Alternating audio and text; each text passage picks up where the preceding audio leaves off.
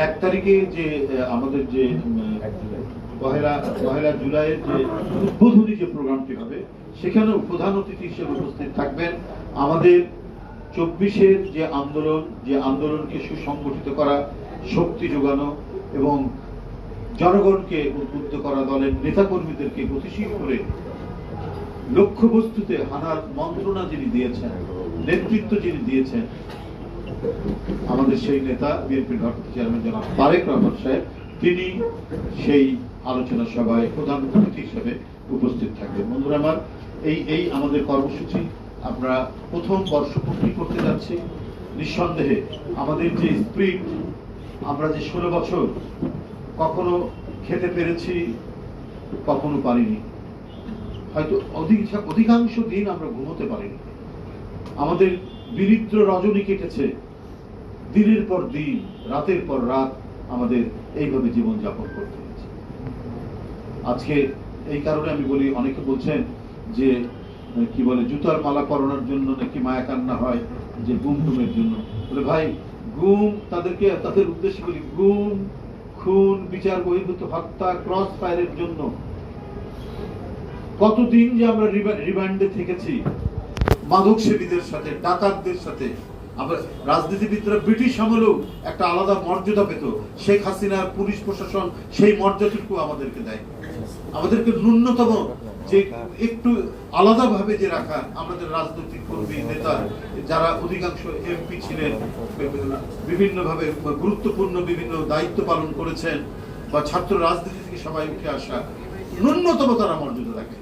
দেশ ছিল তার পৈতৃক সম্পত্তি, দেশ ছিল তার পরিবারের একচ্ছত্র অধিপতি, তার ছেলেমেয়েরা ছিল একবারে রাজপুত্র রাজকন্যার মতো এই দেশকে চালিয়েছেন, এবং ইচ্ছা মতো জনগণের টাকা বিদেশে পাচার করেছেন, ইচ্ছা মতো তারা বিলাস বৃত্তে বৈভবে মশগুল থেকেছেন।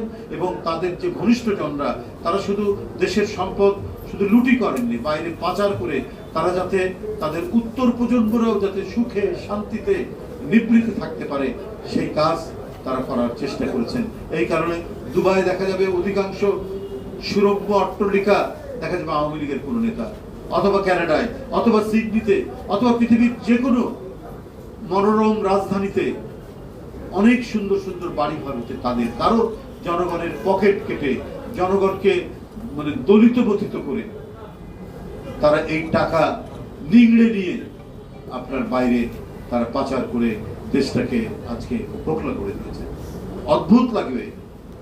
শেখ হাসিনা প্রায় বলতেন, আমার কোনো সম্পদ নেই, আমার কিছু নেই, আমার কোনো টাকা পয়সা নেই। তারপর তো বেরোলো যে পূর্বাচলে তার ছেলের নামে, তার মেয়ের নামে, তার ভাগ্নির নামে, তার ভাগ্নার নামে সব 10 কাঠা করে প্লট।